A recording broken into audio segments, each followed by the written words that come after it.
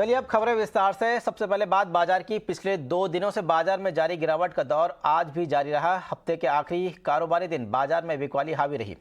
Nifty करीब 132 अंकों की गिरावट के साथ 17,850 के स्तर पर पहुंच गया है। सेंसेक्स में 450 अंकों से ज्यादा की गिरावट देखने को मिली। बाजार में आज हुए एक्शन का पूरा डिटेल्स लेकर हमारे साथ जुड़ गए हमारे सहयोगी डिम्पी कालरा। मार्केट ने 18,200 तोड़ा, 18,000 तोड़ा, 17,900 तोड़ा, 17,800 भी टेस्ट कर दिया। और आज वैसे अगर आप हफ्ते भर के हिसाब से देखें तो करीब 3% से ज़्यादा की गिरावट आ चुकी है। आपको ध्यान होगा पिछले 1 साल के अंदर जो इंडेक्स ने व्यू अपना दिया था, यानी कि जो तेज़ी दी थी वो करीब 5% की एवरेज थी। इस बार की जो गिरावट है वो करीब आधे से ज़्यादा हो चुकी है सिर्फ 3-4 दिनों के अंदर ही। कुल मिला के बात सारी है कि बाजार के अंदर अब 18,200, 18,000 थोड़ा टफ रेजिस्टेंस का लेवल बन गया है। ये कुछ एक रिटर्न आपकी स्क्रीन पर सामने दिख रहे होंगे। इस हफ्ते का जो रिटर्न है वो करीब 1.25% नेगेटिव। निफ्टी बैंक का रिटर्न करीब 1.5% से ज़्यादा, और मिड कैप और स्मॉल कैप का इंडेक्स का जो रिटर्न है वो छोटे तौर पर, क्योंकि पार्टिसिपेशन कम होता है, एफआईएस की टिपिकली सेलिंग बड़े शेयर्स में ज़्यादा आ जाती है, इसलिए वो आपको ज़्यादा कम दिख रहे हैं। बट डैमेज तो थोड़ा यहाँ पर भी हुआ है। 0.25% की गिरावट आपको स्मॉल कैप में दिखेगी। खैर, मेरे साथ मेहमान आज जुड़ चुके हैं, अविनाश गौरेक्षकर। उनसे हम बातचीत करेंगे और समझेंगे कि जो गया हफ्ता है उसमें मार्केट में क्या क्या लेवल्स खो दिए, क्या इंपॉर्टेंट चीज़ें थी जो अगले हफ्ते के लिए बहुत काम की होने वाली हैं। ध्यान रखिएगा, अगले हफ्ते भी बाजार के अंदर कुछ अहम ट्रिगर आएंगे। जैसा सबसे बड़ा ट्रिगर अपना घरेलू ही जो बन जाएगा अर्निंग्स का। टीसीएस के सोमवार शाम को नंबर होंगे, उसके बारे में हम इसी कार्यक्रम में चर्चा करेंगे।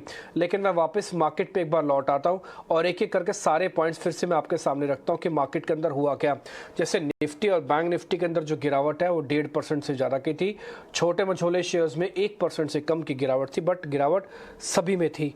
अब आते हैं सेक्टोरियल गेनर्स कौन कौन से थे, यानी कि जो चले हैं। कुछ सरकारी कंपनीज में दम वापस दिखा है, हालांकि उनका परसेंटेज 1% भी नहीं था।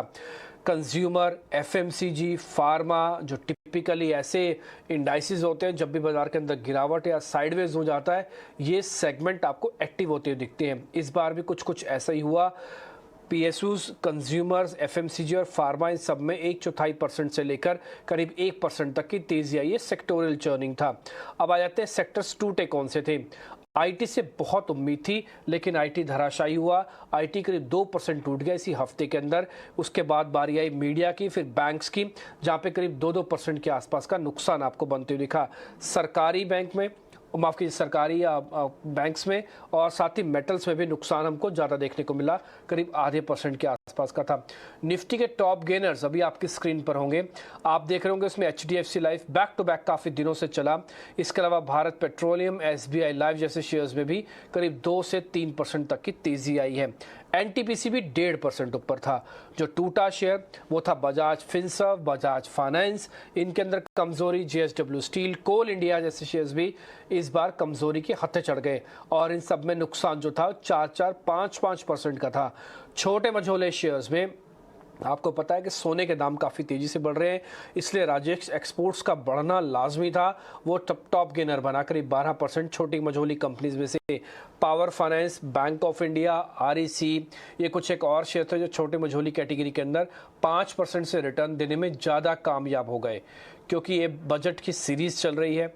करीब कुछ दिनों बाद, यानी कि आज से करीब 20 दिनों बाद, 25 दिनों बाद आपको बजट देखने को मिलेगा। लेकिन ठीक उससे पहले जो पावर वाली कंपनी है वहाँ पे काफ़ी एक्शन देखने को मिल रहा है। छोटे मझोले शेयर जो टूटे वो था Trent, Shriram finance, TVS Motors और धानी सर्विसेज। ये कुछ एक शेयर्स थे जो कि कमज़ोर हुए हैं। रियल एस्टेट कंपनियों की तरफ से काफ़ी शानदार बिजनेस अपडेट आ रहे हैं। मैक्रोटेक और शोभा के आज अपडेट आए हैं। क्या है हाइलाइट्स, जानते हैं अपने सहयोगी मानसी से।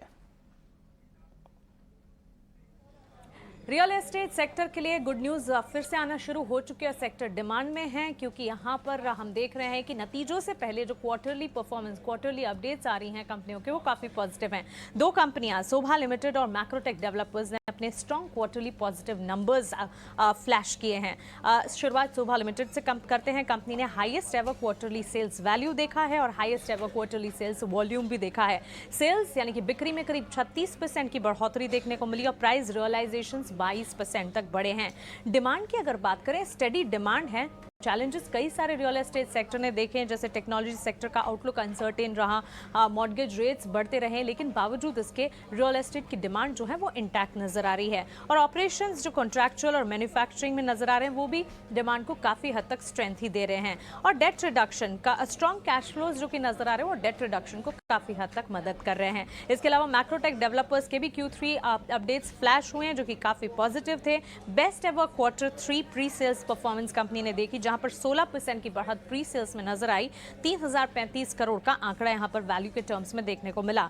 और साथ ही फुल ईयर गाइडेंस 11,500 करोड़ का ऑन ट्रैक है, ये कहना है कंपनी का। कलेक्शन फिगर में 26% की बढ़त थी। वहीं नेट डेट कंपनी ने रिडक्शन किया है 753 करोड़ का, और ताजा आंकड़ा कर्ज का जो है 8,042 करोड़ का है।